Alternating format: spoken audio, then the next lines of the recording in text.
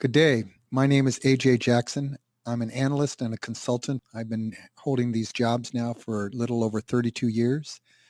I'm here today to give you guys a webinar on handling resistant staff. In all my decades of working with people, the problem that keeps coming up over and over again with a lot of executives is they hate the confrontational aspect of staff. They get the pushback, they get the resistance, they get the emotion that goes with it. And most people say to me, I'm just not a confrontational person. I don't enjoy that. Well, I would venture to say that most people are like that. There are very few people who thrive and enjoy on conversations that turn confrontational. So what are we to do with this? Well, a couple of things to look at is, first of all confrontation is pushback, it's resistance. So here are some examples, and maybe these are familiar to you. You come back from a seminar with a new idea that the speaker put out. You think it's going to be helpful for the practice. So you go over it with the staff, and in the back, you see some staff rolling their eyes. All right, this is a form of pushback. Now, there could be a lot of things that create the pushback.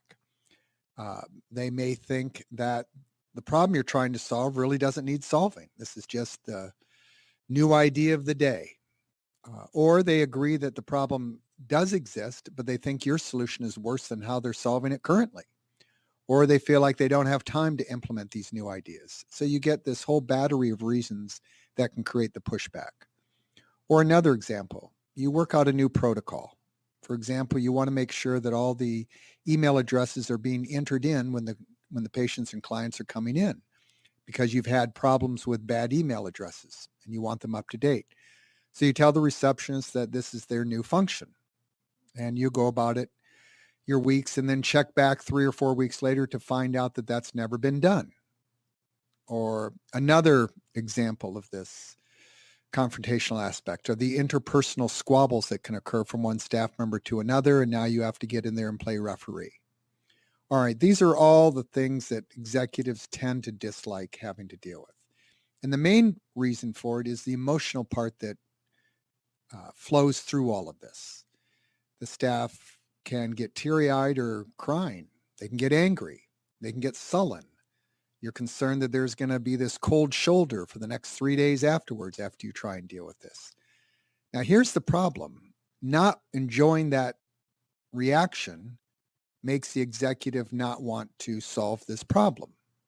But these problems have to be solved. If they don't get solved, they may go underground and you don't observe it overtly, but it works like termites at just destroying the foundation of the practice. It can create disharmony among the fellow staff members.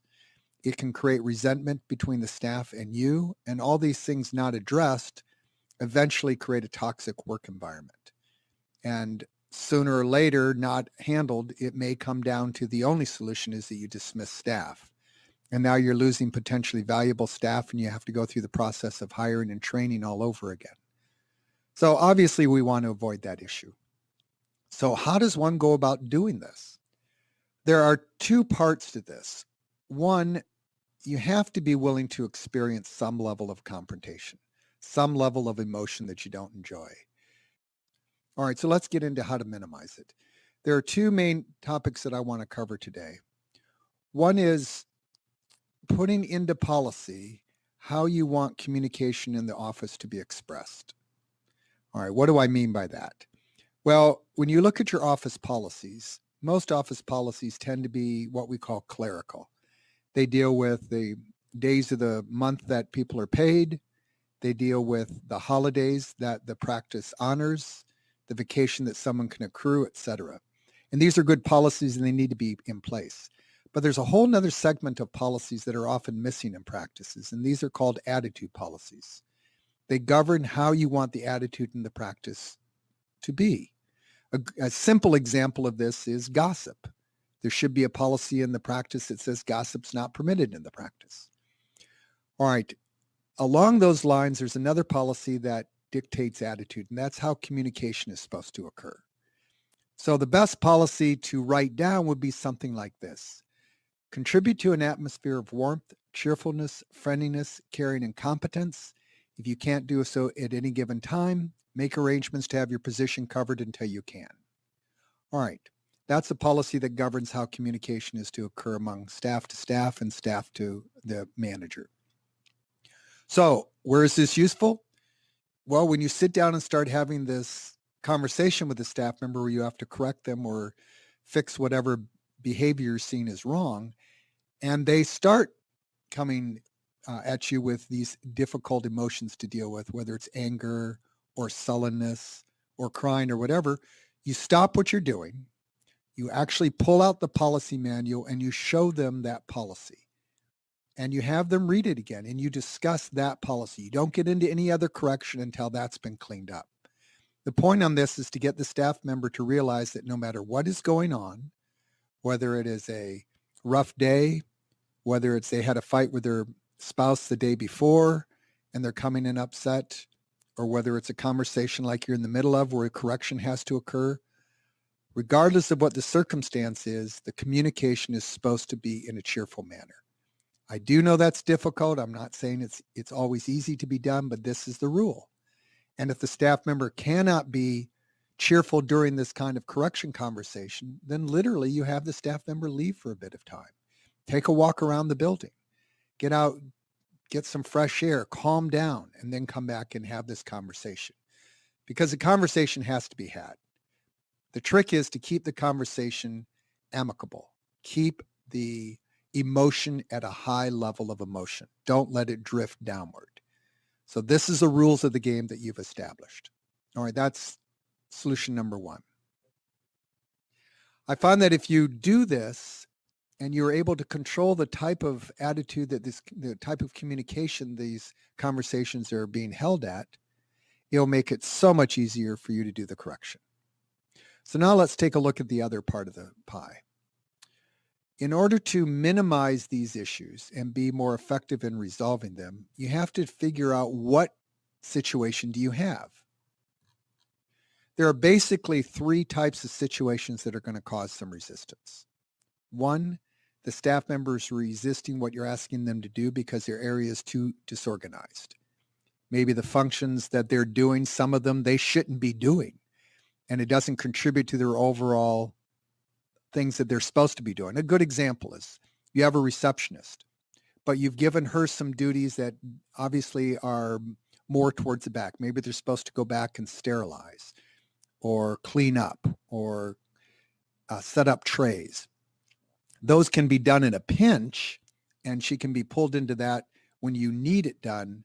But in general, to make that her responsibility makes no sense because it doesn't further her main job as a receptionist, which is keeping the book filled, keeping it free of cancellations, and bringing the money into the practice. So you have to know how to look at functions to make sure that these functions fit within her job. A lot of mistakes in practices occur because the functions list the staff members operating off of is a hodgepodge of functions that are all over the organization. So streamlining those functions is an important aspect in cleaning up disorganization. Another thing that can create the disorganization is that the area has grown so much that one person can no longer handle all the functions. And as the practice grows, there comes a point where this happens. You have to be able to analyze that area effectively to determine, have I reached the point where one person cannot handle these jobs anymore and I need to bring in some help? Or is the area capable of better organization, better efficiency? So streamlined, the person still can do it without feeling overloaded. All right. Either of those issues, though, have to be sorted out. Otherwise, if a person's operating in a disorganized area, they're not going to succeed at it. And they're going to push back. So that's problem number one you have to handle. Problem 2 and 3 tend to be blurred. One is a problem due to correction. The other is a problem due to discipline. Too often, these get confused. So let's go over this. The main difference between someone who needs to be corrected and someone who needs to be disciplined is intent. What is the intention of the staff member? If the intention of the staff member is to do the right thing, then you probably have a correction or training issue in front of you. In other words, they want to do what's expected. They just don't know how to do it well. and they're getting frustrated at it and they're resisting it because of these confusions. The other side is they know how to do it. They're just not willing to do it the way you're asking them to do it. That's a discipline issue. The difference between those two is intent. So the next step you have to determine is, do I have a correction problem in front of me or a discipline problem in front of me? And why this is important is the solutions are different. The solution for a correction problem is training. The person doesn't know how to do it. You need to find out what they didn't understand and then teach them how to do it. The solution for a discipline problem is discipline. If you make the mistake of trying to put the wrong solution to the problem, look what happens.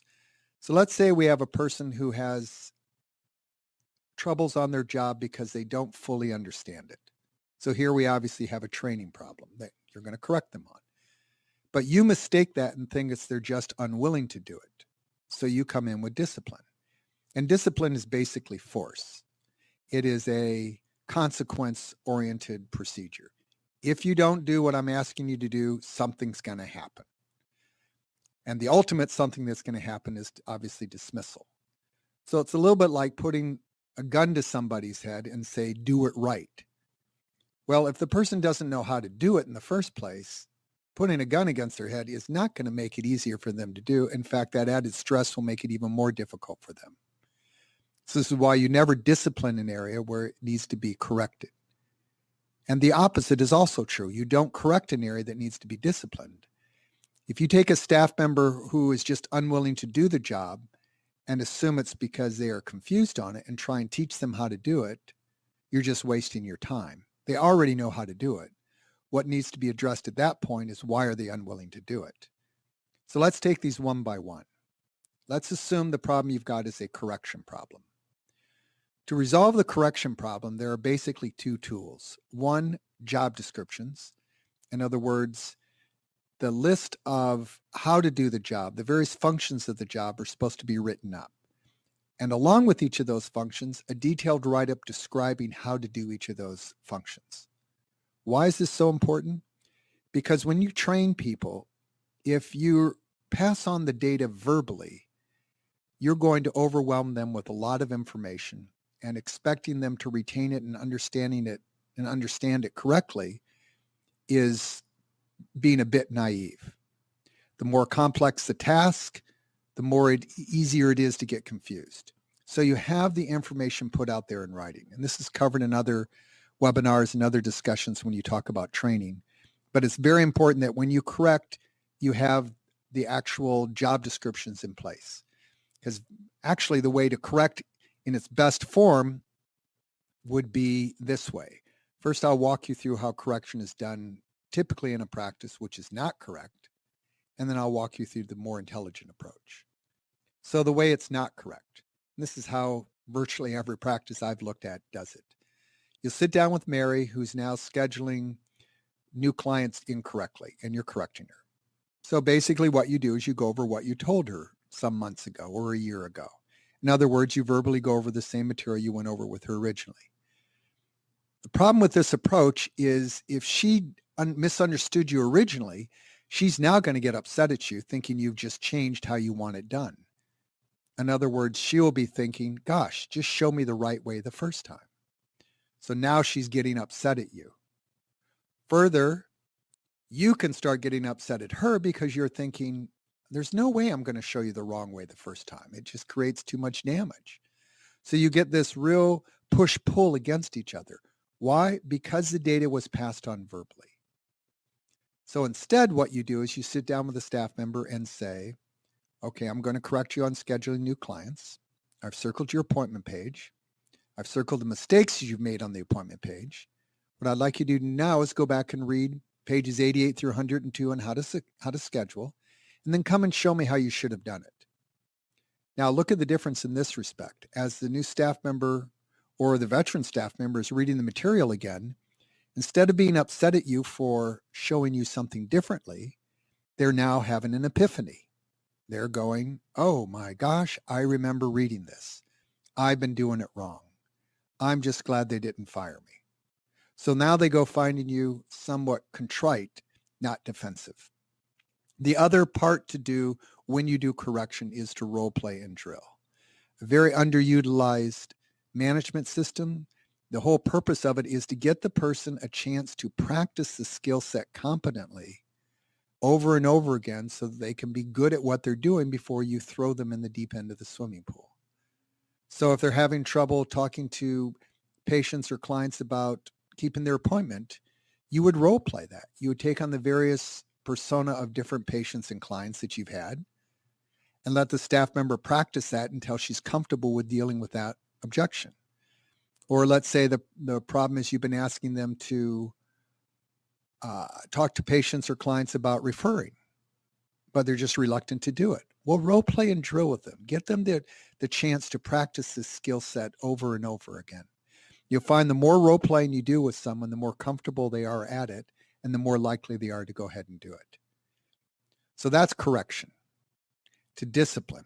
The main tools when you have someone who's unwilling to do it are policies and documenting. Why are policies so important? Because they're basically the agreements.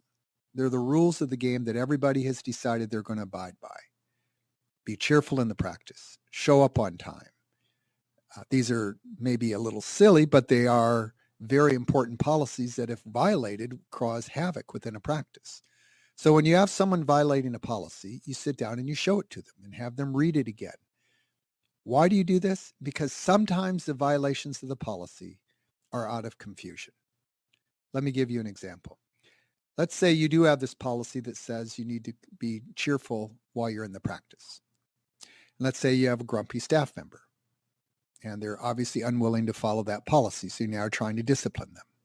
So the first step is to show them that policy and have them read it and get some clarification on it. So once they've read it, you ask them, all right, do you not agree with the policy? And what you will find often is something like this. They'll say, no, I agree with it. And then your response, of course, is, well, why are you violating it? And they may say, well, I had a fight with my spouse the night before. In other words, they are reading interpretation into the policy that doesn't exist. Because in their mind, that excuse is a valid excuse. And then you, in return, your response would be, well, wait a second. It doesn't say that in the policy. Then they're going to have their epiphany. They're going to look at you and go, you mean I have to be this way regardless of what's going on with me outside? And your answer, of course, is yes. And now they've realized truly the scope of that policy. Now, if they're good staff, they'll follow the policy. If they're bad staff, then they're going to violate it again. And this is where documentation comes in. Because now as you start having to have these conversations with them, you document the fact that this is the second or the third or the fourth time you've had this conversation. And these documentations start stacking up, you know it's time to dismiss them. Obviously, you have them sign it so there's no ambiguity as to whether they really understood it or not, but that protects you. All right.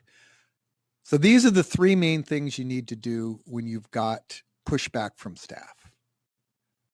One, you need to determine, is this a disorganization problem that's causing the pushback? Two, is it a problem that they are just confused about something about their job and you need to train them on it? Or three, is it a discipline issue where they're just not willing to do what you're asking them to do? Clarifying which of the problems you have in front of you allows you to apply the correct solution.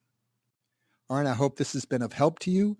If you have any other questions, we have a long-standing agreement that we're willing to do analysis of doctors and really examine their practice at no charge. These analyses are very detailed. They typically take 4 or 5 calls of about an hour each and go over a myriad of problems within the practice to really sort these things out.